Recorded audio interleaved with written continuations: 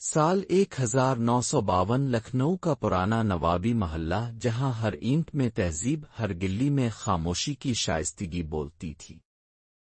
انہی گلیوں میں ایک پرانی حویلی تھی، نواب تیمور علی خان کی۔ تنہائی پسند، دل میں محبت کے خواب لیے اور آنکھوں میں ادھوری غزلوں کی نمی۔ تیمور کا دل شاعری میں ڈوبا رہتا، مگر اس کی شاعری ادھوری تھی، کیونکہ اس کی زندگی میں ابھی محبت کا چہرہ نہیں آیا تھا۔ پھر ایک دن بارش کے بعد کی خاموش دوپہر میں، جب وہ پرانی چھت پر بیٹھا مطلع لکھنے کی کوشش کر رہا تھا، سامنے والی حویلی کا دروازہ کھلا اور چاندنی بیگم پہلی بار اس کی نظروں میں آتا۔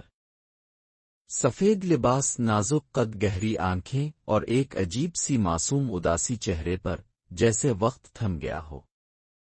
تیمور نے دل ہی دل میں کہا، اگر محبت چپ چاپ دل میں اترنے کا نام ہے تو مجھے محبت ہو گئی ہے۔ رفتہ رفتہ ان کے درمیان نظریں ملنے لگیں، پھر سلام اور پھر خط کے ذریعے بات چیت۔ چاندنی اردو ادب سے محبت کرتی تھی، غالب کی دیوان پڑھتی اور تیمور کی شاعری سن کر خاموش ہو جاتی، جیسے وہ ہر لفظ کو دل سے چومتی ہو۔ لیکن کہانی یہاں ختم نہیں ہوئی۔ چاندنی کے باپ نواب راحت یار خان کو یہ تعلق پسند نہ آیا۔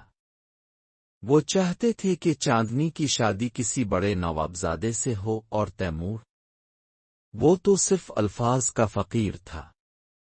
ایک رات چاندنی نے تیمور کو آخری خط لکھا، تیمور، ہم محبت میں ہار گئے مگر وفا میں نہیں۔ میرے نصیب کی شام میں تمہارا چاند اب نہ ہوگا، مگر یاد رکھنا، جب بھی قلم اٹھاؤ میرا نام لکھنا۔ ہمیشہ کے لیے، چاندنی۔ اسی رات چاندنی کی رخصتی ہوئی، بغیر ساز کے، بغیر خوشی کے۔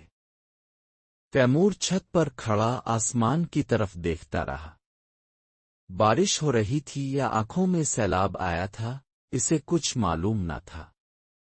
اس کے بعد تیمور کبھی کسی اور سے نہ ملا۔ وہی پرانی حویلی، وہی ادھوری غزلیں اور وہی خاموش چھت، بس فرق یہ تھا کہ اب شاعری مکمل ہو چکی تھی۔